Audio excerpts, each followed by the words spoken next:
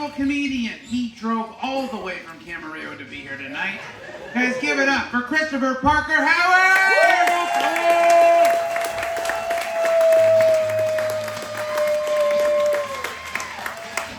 Fantastic. Oh, I'm very excited to be here. I'm excited to be a lot of places. In fact, I'm just excited in general. I have bipolar disorder. You're looking at mania. No, this is fun. This is going to be a good time. And naturally, because I am sick, I actually work in mental health, which is a really good time. I'm a peer support specialist. Anybody familiar with that? Yeah. Okay, a couple of people. Good. For the rest of you, this is when they take a very sick person, and instead of getting them a therapist who can help them, they give them another sick person to help them look like they're okay. And they pay me for this. There are some differences between a peer support specialist and a therapist. I'll give you just a couple. So like a therapist is going to help you dismantle some of the trauma that you've gained over the years and the things that are in the way of your life, and I will show you how to turn it into a personality. So that's fun.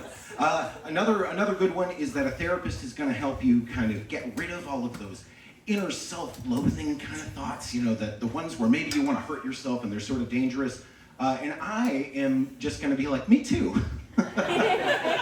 Same. Where do you get your rope? Because I go to Home Depot and that stuff is low quality. I mean, choke me for sure, but don't make me itchy. I got a lot of weird ideas. It's a weird thing. So let's lighten the mood. Murder. Murder's pretty popular these days. There's all these Netflix documentaries and true crime podcasts. Everybody like the true crime? Yeah, see, there's a lot of people out here that like it. You know what? I gotta be honest, I'm not into it. Because there's not really been any innovation in the field. Murder's just been kind of a couple of things over the course of the past few years. It's just, guns and knives, and it's just so boring. There's been no real breakthroughs to take us into the next century. We have a lot of technology, but nothing's solved that problem yet. But then I saw a guy walking down the street the other day, and he was wearing a t-shirt that said, "Guns don't kill people, I do." My curiosity was immediately engaged. Guns don't kill people, I do. Yeah? How? Are you a pusher? A biter? Do you poison people? Do you use scissors to the neck? Do you chop people up into little pieces so you can eat them later, or do you dress them up in jaunty little outfits so you can use the carpool lane? These are the questions that I want to know. Also, the shirt says people, which implies plural. Do you take requests? I bet if it was just like one specific person, the t-shirt would say, "Guns didn't kill my neighbor Herb, I did with a bat because he wouldn't leash his dog." And you're not really gonna fit that all on a shirt real well. And by the way, why are you advertising on a shirt? Get some business cards. Be a professional. Okay, I think that you all need to be aware that there are 10 million people in this country with a deadly nut allergy. So, it's just a matter of time before some evil genius goes into a Ralph and commits a mass nutting. Not the... just... Although it'd probably clear the place out just as fast. It's not a good time. Speaking of nuts, you know what's nuts? I was listening to a Valentine's playlist on the way here, and Prince came on.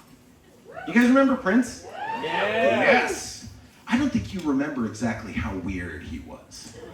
Prince was really weird. Lady Gaga wears a skirt steak, but all of her songs are just pop music. Prince broke all the rules. He was a 5'2" black man that looked like a Latino woman dressed as a Vegas showgirl who had converted to Jehovah's Witness. It was crazy. He would dress up in like assless chaps and a raincoat and sing songs about things that would get him excommunicated from the church in the morning. It was wild. But he had a song, and it was a very big hit, and it was called Kiss. And you can hear it in grocery stores and everything, at a dentist's office when you're getting your teeth cleaned. But he didn't sing. He did this.